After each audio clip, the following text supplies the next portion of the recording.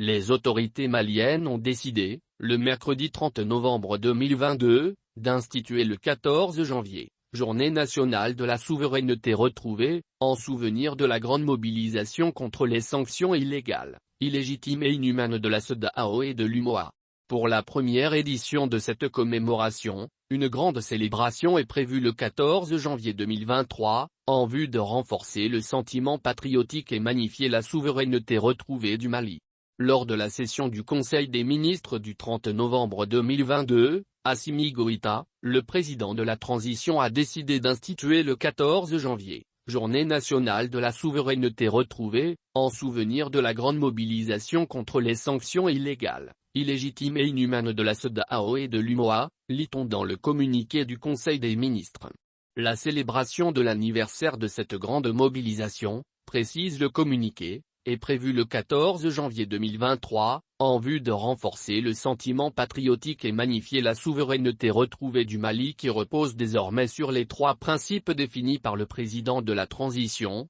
conformément à la vision du peuple malien, à savoir, le respect de la souveraineté du Mali, le respect des choix stratégiques et de partenariats opérés par le Mali et la défense des intérêts vitaux des populations maliennes dans toutes les décisions prises. Selon les autorités maliennes, l'objectif visé à travers la commémoration de cette journée historique est de faire graver dans la conscience collective le sentiment patriotique et la capacité de résilience du peuple malien pour l'affirmation et la restauration de sa souveraineté nationale retrouvée. Pour rappel, après les lourdes sanctions infligées au Mali par la CEDEAO et l'UMOA, les Maliens ont répondu, le vendredi 14 janvier 2022, favorablement à l'appel lancé par les autorités de la transition pour un sursaut patriotique afin de défendre la partie, la souveraineté du Mali, son intégrité, la dignité et l'honneur des Maliens. À Bamako, une marée humaine s'est amassée sur le boulevard de l'Indépendance. Il en était de même à Kaï,